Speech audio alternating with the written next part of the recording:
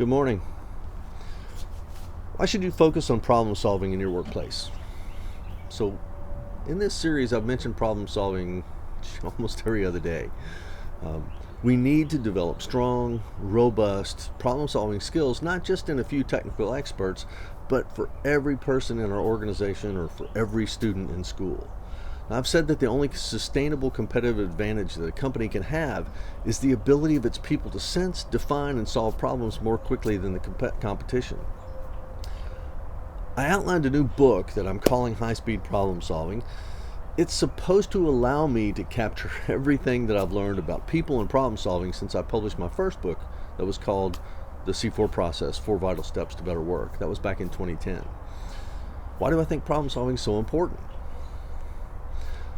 The way people learn begins with a very linear, accumulative process where we first gain basic knowledge that we may or may not fully understand. In this knowledge phase, someone might share a set of facts with us and we should be able to repeat that back to the teacher or repeat it to someone else. So knowledge is this first level of learning. Next, if we place enough value on those facts to spark continued interest, we're going to seek more understanding about those facts. So that understanding is that second level of learning.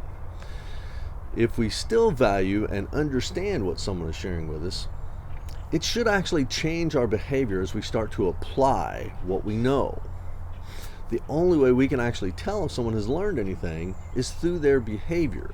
So application is the third level of learning. In the application of any task, because the environment is never absolutely stable, we can expect to encounter some problems. Now, a problem is anything that happens that we didn't expect to happen. So here's where our learning kind of changes. At higher levels of learning, we don't really continue on this nice linear accumulative path. 3 mental activities have to work together in a series of rapid cycles as we analyze what we've experienced, evaluate what that means, and create something new to counter that. Now, that creation has to also be analyzed and evaluated and usually adjusted so that cycle continues.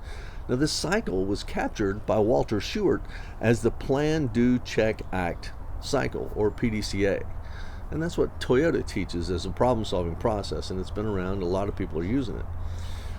You're going to have problems. We need to be able to understand what happened, why it happened, and then do something about what happened very quickly.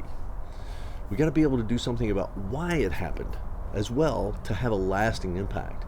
If we just do something about what happened without addressing the why, it's going to come back. So there's a lot more to follow. So stick with me. Have a great day, and I'll see you tomorrow.